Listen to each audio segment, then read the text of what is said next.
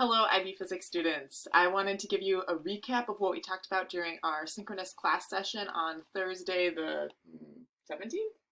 Wow, 17th, goodness.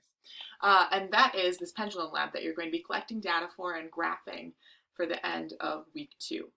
And a pendulum is just a thing hanging on a string swinging back and forth. Pretty exciting. And we talked in class about the different variables that we could change in a pendulum. We could change the length of the pendulum. We could change the mass that's hanging on the pendulum. We could change how far back we pull the pendulum. We could change whether we push the pendulum or not. We could change all sorts of things. So we talked all about those in class. And then I just picked one for us to focus on because I want us to be able to focus all together on just one variable that's pretty easy to change and measure at home. And that is that we are going to focus on looking at how does changing the release angle of the pendulum, so that's how far back you pull it. So you're pulling it just a little bit backwards, so like 5 degrees backwards, and then releasing it to have it swing back and forth, or are you pulling it further backwards? So we're changing our release angle and seeing how that affects the period of a pendulum. And remember, the period means one full swing. So it starts here, start, stop. So it's one full period. We talked in class about lots of different ways to gather some data, and I'm going to go over right now on iPad camera how you can set up this lab using your physics materials and finding a good place at home.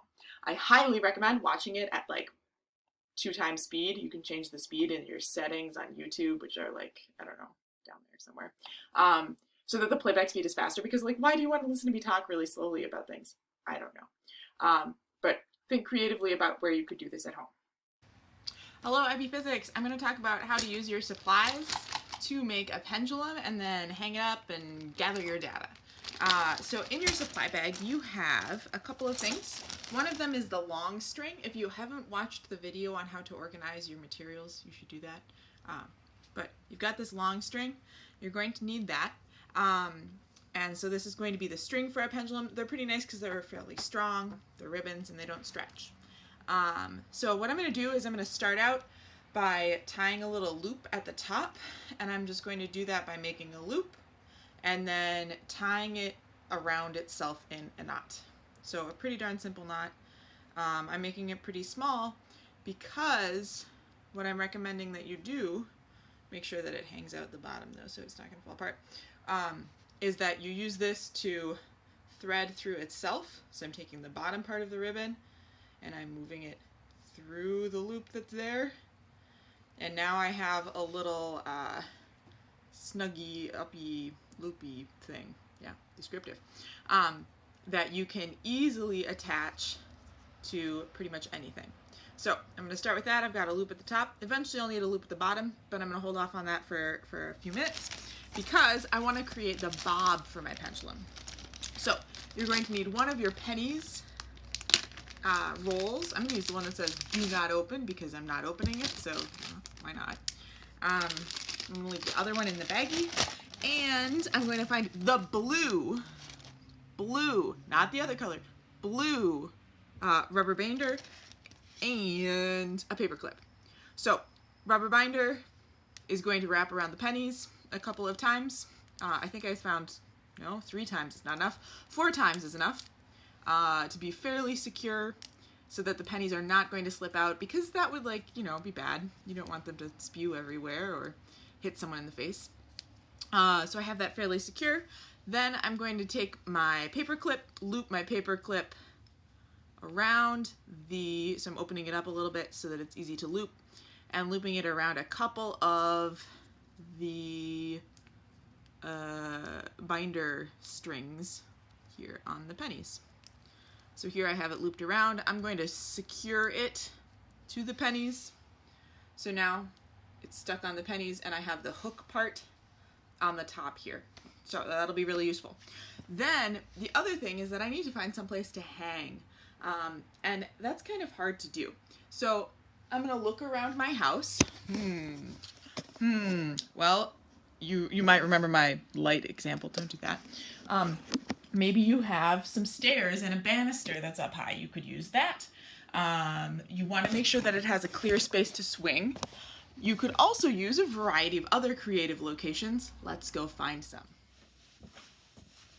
Wow, look, here's a rod, and there's lots of space below it. Ow, don't hit yourself.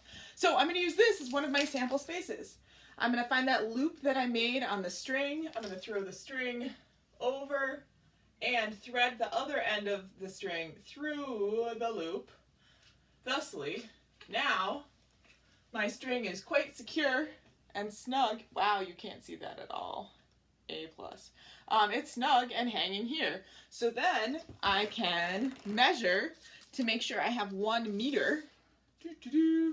So I'm starting at the 0 on my meter tape and placing that all the way up here. Then I'm going to go all the way down, find where the 100 is, and I'm going to hold on to that with my fingers. Then I'm going to do that same thing where I bend the string. Such whiteout. Anyway, and I make there be a loop so that my string is 1 meter in length. And now that I have it hanging here, I'm just going to double check, make sure my measurements are good. 100 at the top and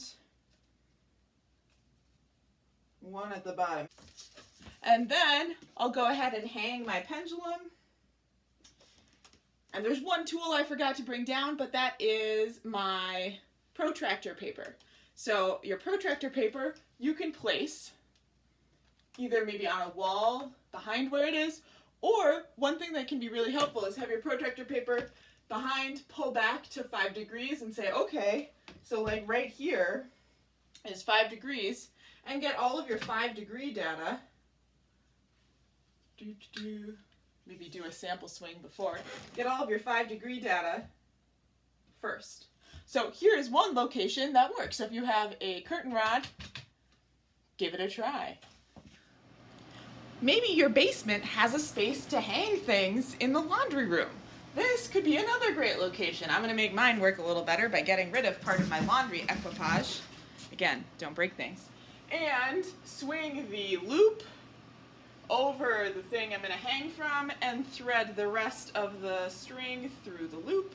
Again, conveniently, we won't have to cut it off, and you can reuse it. And now I can go ahead and hang my pendulum bob on my loop on the bottom. Oh, great! Look, it's a pendulum! Pretty cool, huh? I know, right? Maybe you live somewhere that has trees. Trees make excellent physics props. Again, I'm taking the loop part. Here's the little loop I made, putting it over my tree. Make sure it's a pretty sturdy branch. You wouldn't want to harm the tree, and thread the rest of the string through. And thus, now I have an excellent pendulum bob. Caveat on your tree hanging, measure your string after hanging, because now mine's not 1 meter long. Just an idea. But now, look at this great pendulum. Well, guys, there's actually great places to do physics experiments all over your houses. If you have a fairly secure rod for your shower curtain rod, words are hard, you can use that. And again, I'm going to find that little loop on the top of my string. I'm going to swing it over my shower curtain and then thread the other part of the string through the loop, which is harder than it looks. And now I have an excellent place to hang my pendulum from. Again, my string is 1 meter long. And so I can easily here start my pendulum swinging, and I have actually a lot of space. You can't see the bottom where my bob is, but it's a pretty good location until you break things. Don't break things, team. Yay! You can also be creative about how you do your setup. My railings here don't overhang my stairwell. So what I did was I have a tray with some heavy books on it, weighing the tray down so it doesn't tip. Safety, guys. Safety. And I have my pendulum hanging here, looped through a little hole in the tray so that I handily have my pendulum. Then I'm actually going to want to get my protractor and come up with a way to put my protractor so that the center spot of the protractor, you know what I mean, maybe you know what I mean, this spot right up here is right where the pendulum is hanging from. So you can attach it so that the protractor is this way or this way. I don't know if you can see that. And then we're going to either be going 5, 10, 15, 20, 25, or if you have it this way, we're going hanging down 90. That means we'd be going to 95, 100, 105, going up by 5s. Again, we're getting to a max displacement of like 25 degrees. So 25 degrees going this way. So what I'm going to do is I'm going to actually tape this because it's like fairly smooth and frictionless. I'm not going to worry too much about it gently touching the string. If it's really rubbing against the string, that's not great. But I've got a little piece of tape from my physics tape baggie, and I am just going to tape it here. Now, this lab is going to be a lot easier for you if you have a lab support assistant, such as, oh, that's terrible. How do you get it to stick better? Be creative. See what you can do to get it to stick better, because I'm doing a terrible job. Oh, tape it from the back.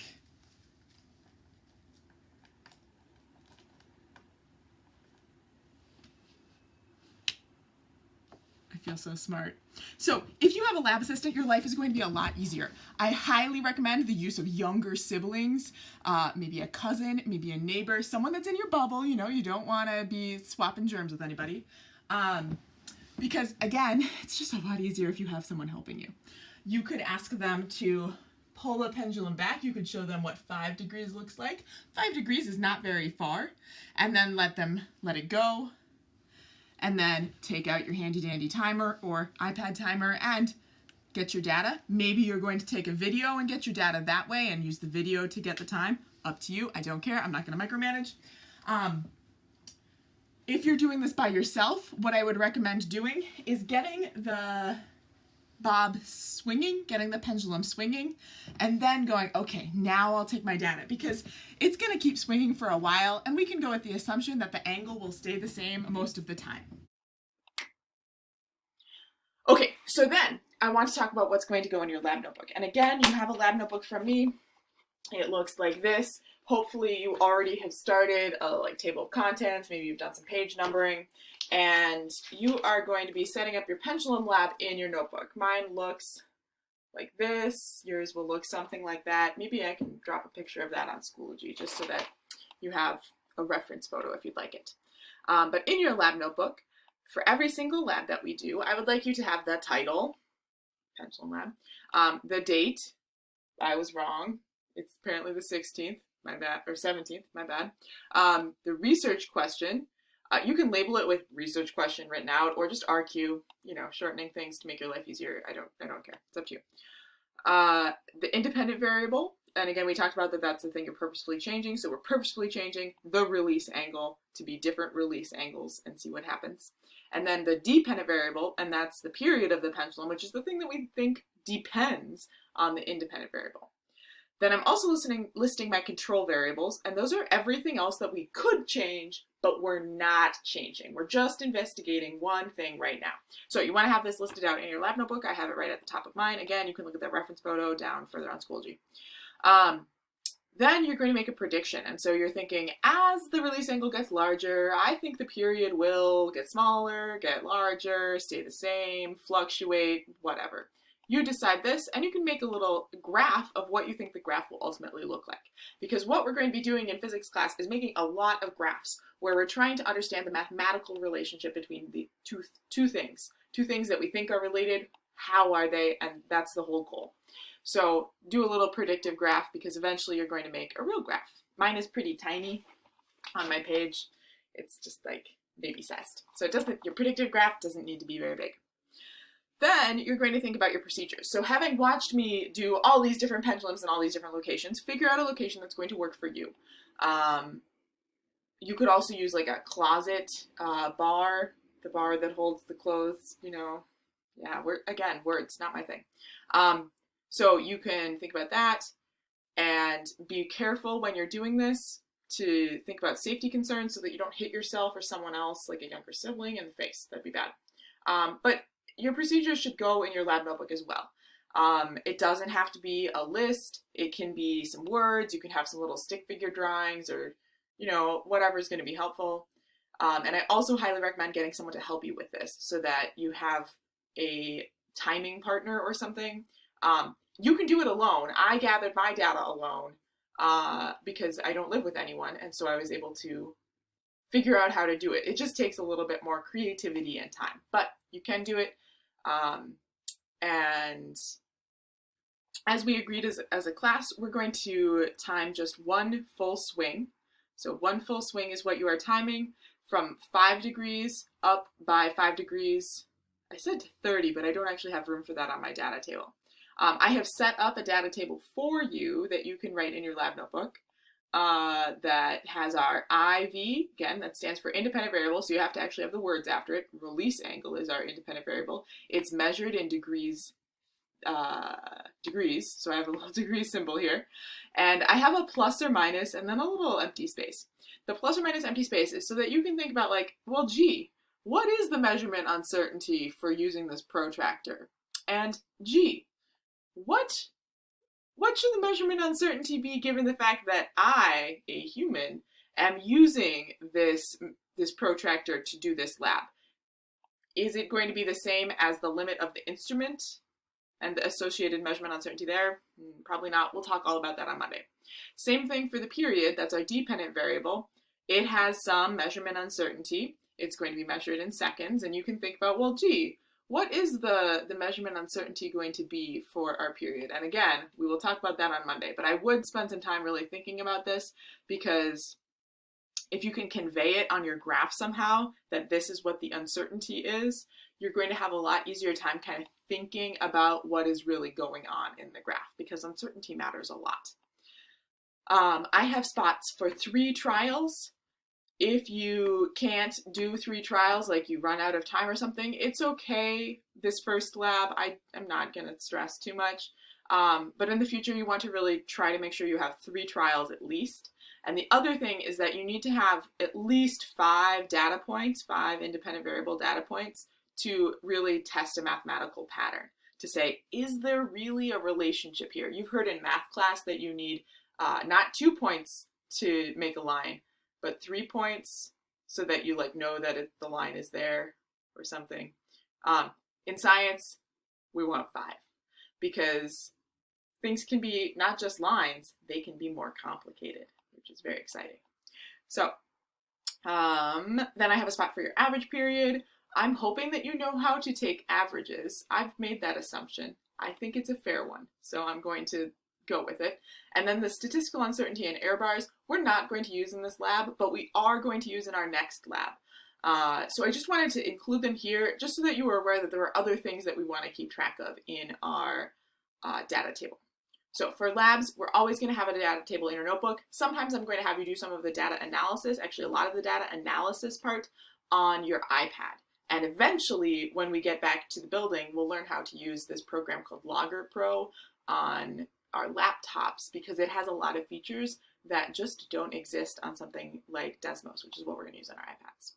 So I hope this was helpful. If it is not, or if you are confused or stuck in any way, come and talk to me during my office hours. I have office hours on Friday from 8:30 to 9:30, and then I also have office hours on Friday from 12:45 to 2, and then I also usually work on Sunday. So if you have a question, I will email it back to you on Sunday, the response to your question. So start working on this lab, try to collect your data, try to make a graph by hand in your lab notebook. It should be fairly big, take up maybe a full page almost. When you are making your graph, I'm going to ask us to all have the same scaling on the graph. So you know that when you are drawing a graph, you need to have your axes start at 0 and you need to label your axes. If you didn't know that, now you know, so that's good. We're going to have period on the y-axis and release angle on our x-axis. and I want you to go from 0 up to 3 seconds. That should be enough time for us from my sample data that I have collected for our period. And then from 0 to 30 degrees for our release angle. And I'm doing this so that when you upload the picture of your graph, for us all to like look at each other's graphs, they're easy to compare. It's easy to like say, oh, does your graph look like my graph? Because you have the same axes. If one person's graph went from 0 to 3 seconds and another person's graph went from 0 to 10 seconds, they would be like different aspect ratios. They'd be squished or spread out in comparison to each other. So you want to have them labeled the same altogether. The eagle-eyed among you may notice that my significant figures don't match here on my numbers. So, sorry. You can make yours look better in your lab notebook. And again, do not stress about this. I am not expecting perfection, but I wanted to work for as many of you as possible so that we can have some data to talk about and really try to understand what's going on here in this first relationship in IB physics. Again, let me know if you need any help, and good luck! Bye!